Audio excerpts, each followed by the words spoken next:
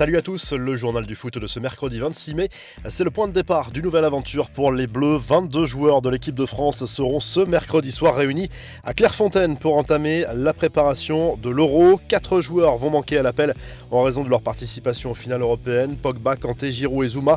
Les Bleus disputeront un premier match amical le 2 juin face au Pays de Galles avant de rencontrer la Bulgarie 6 jours plus tard. La compétition débutera officiellement le 15 juin face à l'Allemagne à Munich. Karim Benzema est évidemment le joueur le plus attendu sur les fameuses marches du centre d'entraînement après 5 ans et demi d'absence. Sachez que les flocages au nom de l'attaquant madrilène font un carton quelques jours seulement après l'annonce de la sélection du joueur. Le maillot floqué du numéro de l'attaquant merengue n'est déjà plus disponible.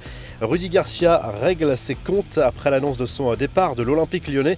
Le technicien français a littéralement fracassé Juninho, son ancien directeur sportif. On savait que la relation entre les deux était déjà très tendue, mais peut-être pas à ce point.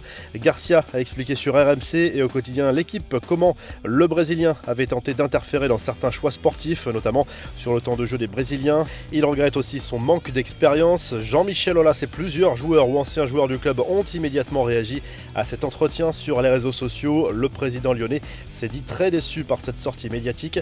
La finale de la Ligue Europa, c'est ce soir à Gdansk en Pologne. Elle oppose les Anglais de Manchester United aux Espagnols de Villarreal. Coup d'envoi à 21h. En grand spécialiste, l'entraîneur de Villarreal, Unai Emery, dispute sa 5e finale de ces 3. Il en a déjà gagné 3 avec le FC Séville pour une perdue avec Arsenal. En jeu également une place pour la prochaine Ligue des Champions. Manchester United est déjà qualifié. Du coup, en cas de victoire des Red Devils, cela permettrait à Monaco, en tant que 3e de Ligue 1, d'aller directement en phase de groupe. Les infos et rumeurs du mercato, Eduardo Camavinga vise le PSG. D'après les informations de RMC Sport, le joueur rennais n'a pas l'intention de prolonger son contrat avec les Bretons. Cela obligerait quasiment les Rouges et Noirs à placer le joueur sur le marché des transferts cet été. L'international français devrait se décider après l'Euro espoir pour son futur, mais sa préférence irait clairement au Paris Saint-Germain. Rennes en voudrait 100 millions d'euros. Le Real Madrid, de son côté, reste très attentif à la situation de Kylian Mbappé en fin de contrat avec le PSG en 2022. Le club madrilène tenterait même de pousser l'attaquant français à ne pas prolonger son bail pour mettre la pression sur les dirigeants parisiens, qui seraient alors quasiment obligés de le vendre cet été. Nasser El Khelaifi s'était lui dit confiant sur l'issue de ce dossier, qui va forcément faire du bruit dans les semaines à venir. Autre dossier bouillant pour le Real, la prolongation de Sergio Ramos est toujours en suspens. Florentino Pérez n'a pas encore appelé le défenseur pour lui faire une proposition, mais les discussions ne sont pas rompues et le président madrilène pourrait même le convaincre de rester. La crise se confirme à l'Inter, qui vient pourtant de remporter le titre de champion d'Italie. Plombés par d'importantes difficultés financières, les Nerazzurri vont devoir vendre leurs stars, selon la Gazzetta dello Sport, qui annonce aussi le départ d'Antonio Conte. Plusieurs joueurs importants pourraient limiter, à l'image d'Achraf Hakimi qui plairait au Paris Saint-Germain. Lukaku intéresse Manchester City. Cette fois, c'est officiel, Hansi Flick sera le prochain sélectionneur de l'Allemagne. Après avoir tout gagné avec le Bayern, le coach allemand succédera à Joachim Löw dès la fin de l'Euro. Enfin, le Real Madrid a annoncé la prolongation de contrat de Luka Modric pour une saison supplémentaire, alors que le bail du Ballon d'Or 2018 arrivait à son terme en juin. Le joueur croate a même accepté de baisser son salaire. Les infos en bref, le Barça et Neymar vont-ils enterrer la hache de guerre? Selon El Mundo, les avocats du joueur et ceux du club catalan négocient actuellement pour mettre un terme aux poursuites engagées entre les deux parties depuis le transfert du Brésilien vers le Paris Saint-Germain en 2017.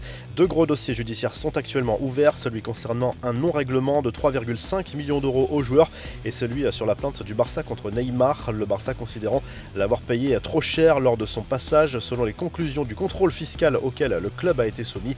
En parallèle, la condamnation pour la prime de renouvellement que le footballeur a signée avec le Barça peu avant de se rendre au PSG fait l'objet d'un appel.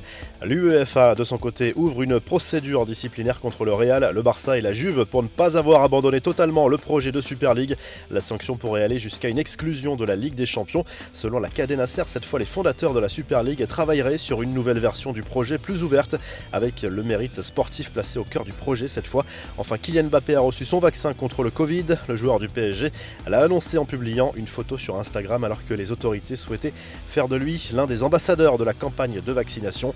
La revue de presse, le journal L'Équipe partage sa une entre la sortie médiatique de Rudy Garcia contre Juninho, juste après l'annonce de son départ de l'OL et l'annonce du départ de Christophe Galtier de Lille. Le coach français, tout juste sacré champion de France avec les Dogs, a choisi de quitter le club et avoue être intéressé par l'OL, Nice et le Napoli. En Italie, la Gazzetta dello Sport consacre sa une au divorce sportif entre Antonio Conte et l'Inter Milan. Malgré le titre de champion décroché cette saison, le technicien italien va probablement claquer la porte en raison d'un manque d'ambition de l'Inter. Le journal évoque aussi l'arrivée de Gattuso à la Fiorentina.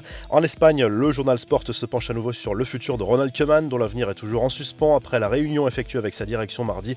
Le Mundo Deportivo se penche de son côté sur l'arrivée imminente au Barça de Georginio Wijnaldum, le milieu de terrain néerlandais arrivé en fin de contrat avec Liverpool. Si le journal du foot vous a plu, n'hésitez pas à liker la vidéo et à vous abonner. Et à très vite pour un nouveau journal du foot.